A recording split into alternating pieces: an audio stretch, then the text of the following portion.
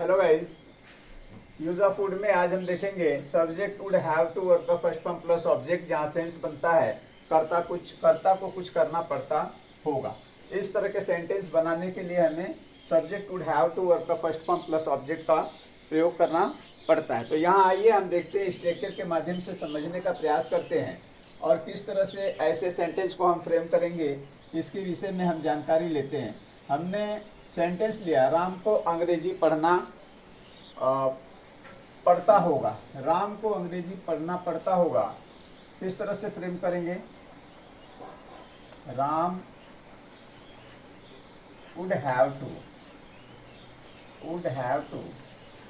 reading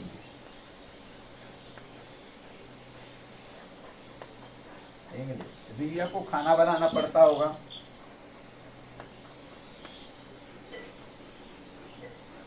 Riya would have to cook food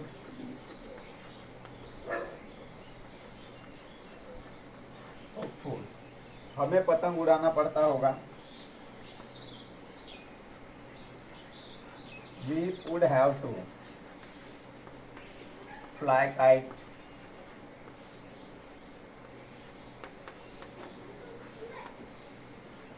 उसे अंग्रेजी पढ़ाना पड़ता होगा। We would have to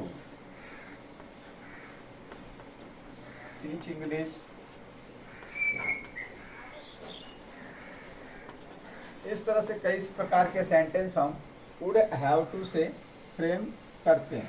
अब हम देखते हैं और समझने का प्रयास करते हैं कि would have to और would have had to में क्या अंतर है। would have to वर्ब का फर्स्ट फॉर्म और would have had to verb का फर्स्ट फॉर्म में क्या अंतर है, इस अंतर को समझने के लिए हम नेक्स्ट सेंटेंस को देखते हैं और स्ट्रक्चर को देखते हैं कि किस तरह से वो फ्रेम किए जाएंगे और उनके बीच में क्या अंतर होगा।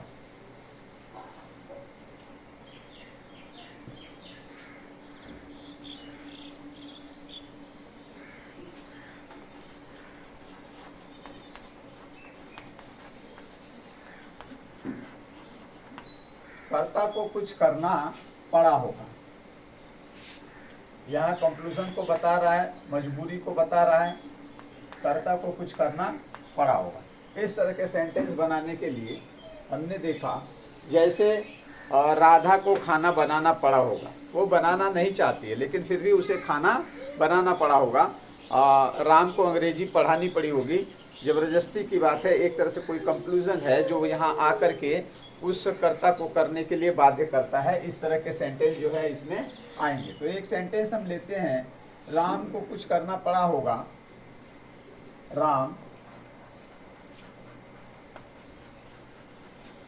would have had to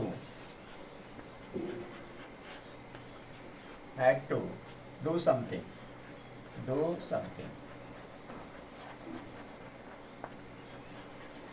पापा को बाजार जाना पड़ा होगा। पापा would have had to go to market।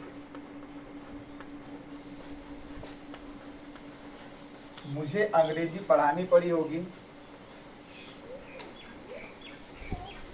I would have had to teach English।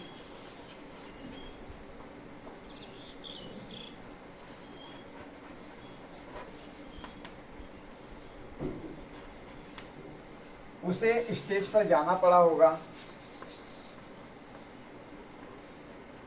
He would have had to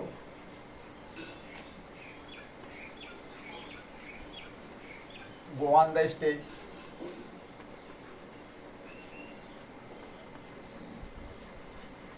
तो आपने यहाँ देखा कि कर्ता को कुछ करना पड़ता होगा और कर्ता को कुछ पड़ा होगा, दोनों में क्या फ़र्क है और किस तरह से हम फ्रेम करेंगे। तो बारी बारी से हमने इसको समझाने का आपको प्रयास किया।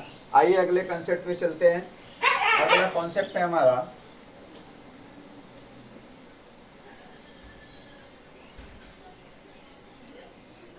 subject would be able to, verb का first form plus object, subject plus would be able to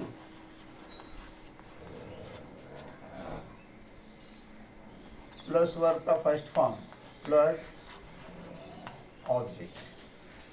अब यहाँ सेंस हमारा बनता है कर्ता को कुछ करने में सक्षम होता है, कर्ता कुछ करने में सक्षम होता है।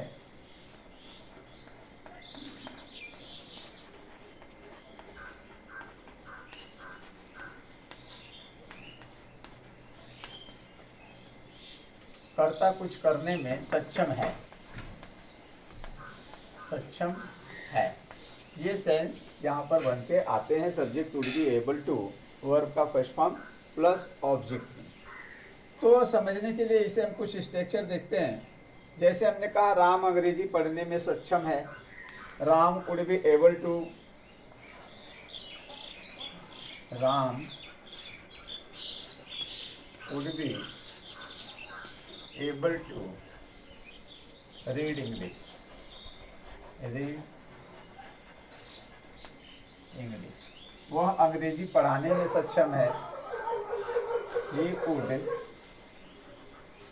be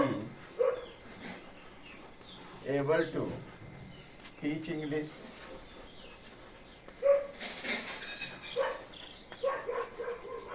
मैं वहाँ जाने में सक्षम हूँ, I would be able to go there,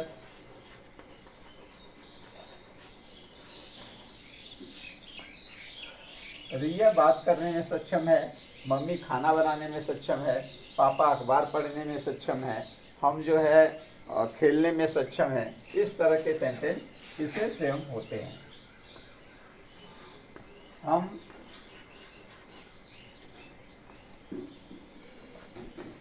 would be able to play। तो आपने देखा कि वुड बी एबल टू के सेंस से हमने इस तरह से अनेक प्रकार के सेंटेंस को यहाँ पर फ्रेम किया और समझने का प्रयास किया वुड बी एबल टू को।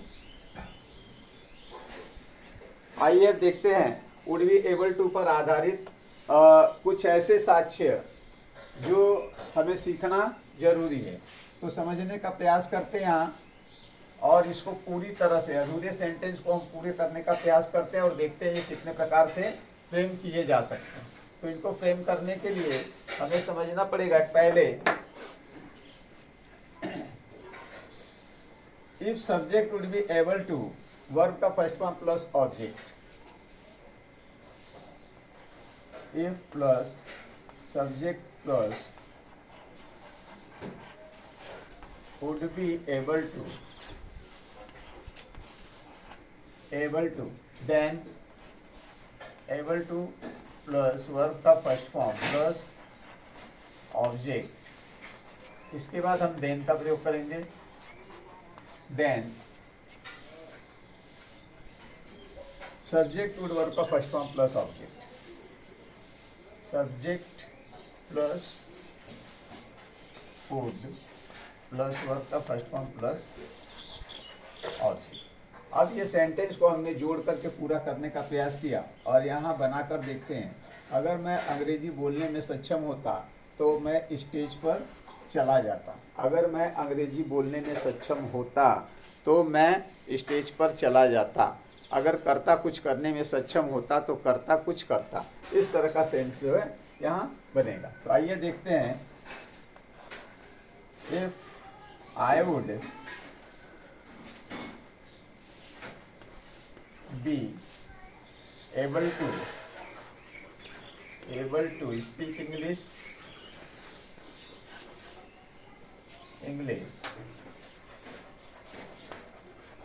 then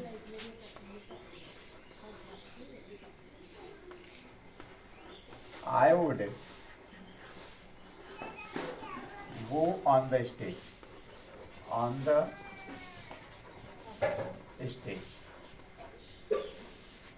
अगर तुम अंग्रेजी पढ़ाने में सक्षम होते तो तुम जरूर पढ़ाते। if you would be able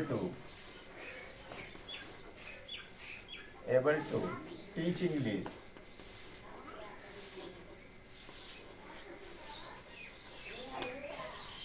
then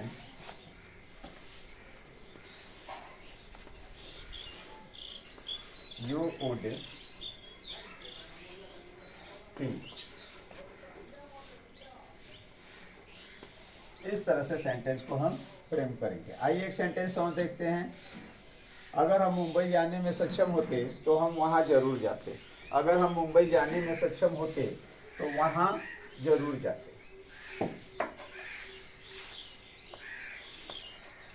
If we would be able to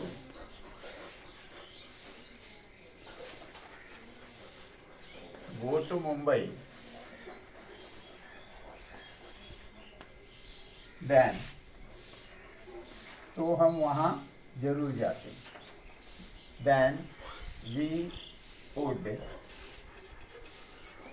go there, वो there। अब यहाँ देखा कि आपने हम इन वाक्यों को बनाकर आपको समझाने का प्रयास किया कि वुड बी एबल टू के साथ हम कुछ सेंटेंस जोड़ करके अगले क्लाउज को जोड़ करके इसको पूरा करने का प्रयास करते हैं। और बात यहाँ है कि would be able to front में भी आ सकता है और दूसरे क्लाउज में भी आ सकता है। तो इस तरह के सेंटेंस बनाने के लिए एक स्ट्रक्चर को हम और देखेंगे जहाँ वुड बी एबल टू का प्रयोग हम सेकंड क्लाउज में करेंगे। समझने का प्रयास कीजिए इसको, किस तरह से इसको हम फ्रेम करते हैं। तो वहाँ स्ट्रक्चर आपका बनेगा, if plus subject plus verb का second form plus object plus then plus subject plus would be able to, would be able to plus verb का फर्स्ट फॉर्म प्लस ऑब्जेक्ट। इस तरह के सेंटेंस हम would be able to से frame करते हैं। तो इन वाक्यों को हम इस तरह से भी बना सकते हैं। अगर वह कठिन परिश्रम करता तो अंग्रेजी पढ़ाने में सक्षम होता। If he worked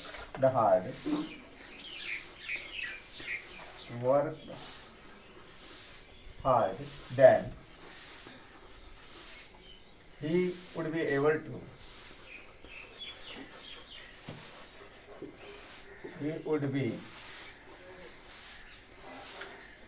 to teach English।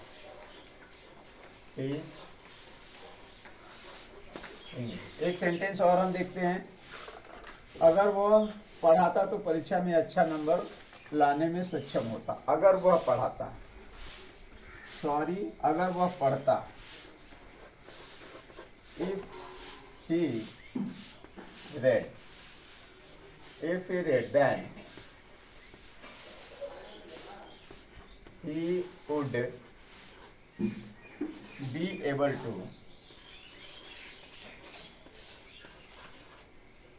to get a good mark in examination।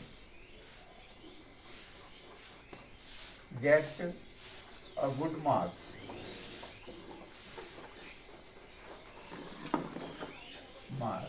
in the exam। आइए एक सेंटेंस को और देख करके समझने का प्रयास करते हैं। अगर तुम ग्रामर जानते तो तुम अंग्रेजी पढ़ाने में सक्षम होते। अगर तुम ग्रामर जानते, अगर तुम ग्रामर जानते, if you new English,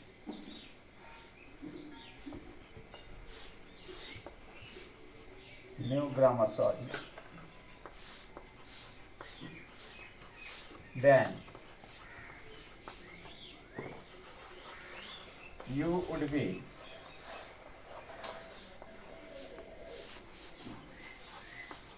able to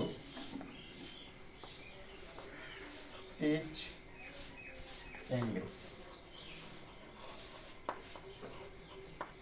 इस तरह से आपको समझ में आया होगा वुड बी एबल टू का यूज किस किस तरह से करते हैं। मिलते हैं हम अगले कॉन्सेप्ट में वुड के, तब तक के लिए आप जो है मस्त रहिए, खुश रहिए, जहाँ भी रहिए।